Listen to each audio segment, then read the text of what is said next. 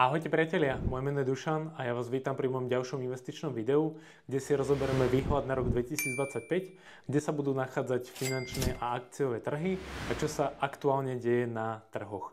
Máme niekoľko pár dní po voľbách, ktoré vyhral alebo teda novozvolený americký prezident Donald Trump, kde naozaj trhy rástli s touto pozitívnou správou, alebo trhy to zobrali veľmi pozitívne.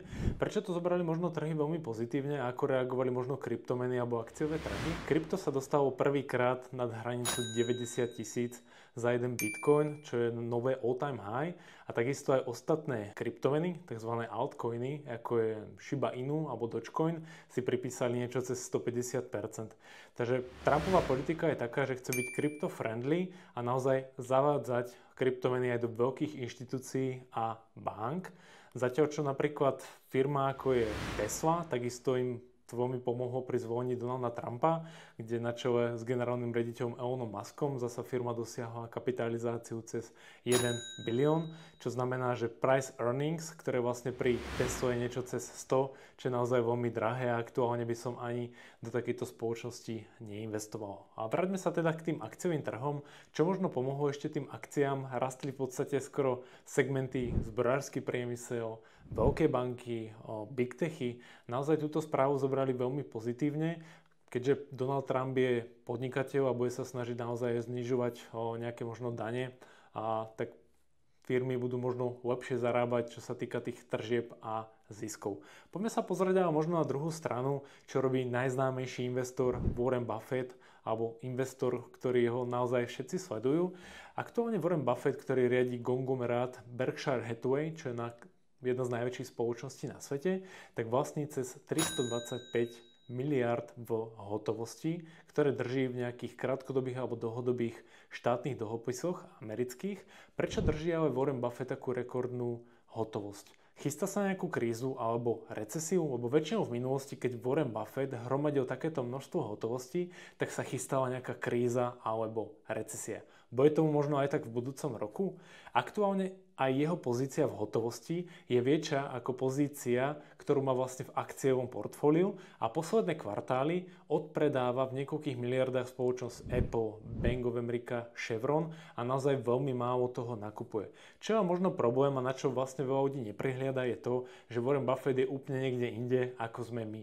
Čo to znamená? My bežní investori môžeme investovať s nižším kapitálom od stoviek tisíc až 10 000 eur, kde naozaj môžeme investovať do ktorejkoľvek firmy, ktorá je na burze.